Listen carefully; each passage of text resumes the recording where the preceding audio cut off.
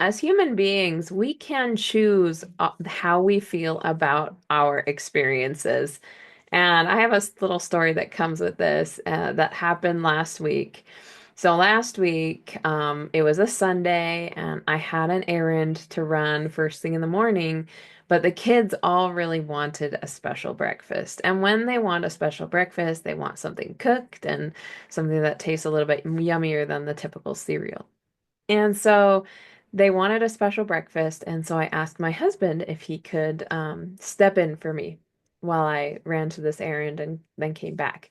And so I did that. And when I returned home, there was no breakfast left. He had made breakfast for the kids, and that was it. That he made it. And I was kind of like, "Wait, what? You didn't make breakfast for me. You were making breakfast for everybody else and you didn't make it for me?" Like, yeah, I specifically said the kids, right? But I was kind of hoping you'd make it for me. So anyway, so I in that moment, I had the choice. Do I choose to get a little bit offended, upset, a little bit, woe is me about this because I didn't get this special breakfast? Or do I do something about it? I be proactive about my experience. So I just, kind of giggled that I told my husband to make breakfast for the kids and that he, literally did that. And so I was grateful for that.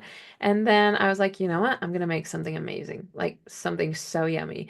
And so I did. And I made some delicious breakfast that would have tasted even better than the breakfast he made for the kids.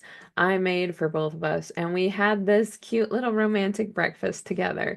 And so in that moment, it really, re-solidified in my mind this truth, this pattern of we choose our own experiences.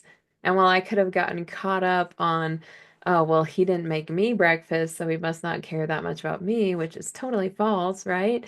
Um, and just be grateful. He actually did what I asked him to do. And then, I told him, I was like, well, I would have liked for you to make me breakfast, but no worries. Like, I'm going to make us something awesome. And I did. And it was beautiful. And I literally was able to change that whole experience. And I wasn't sure how the outcome was going to be, but I, through trial and error, made something amazing. And so we choose our experiences. In any situation, we can choose to be offended, or we can choose to learn, we can choose to feel rejected, or we can choose to have compassion.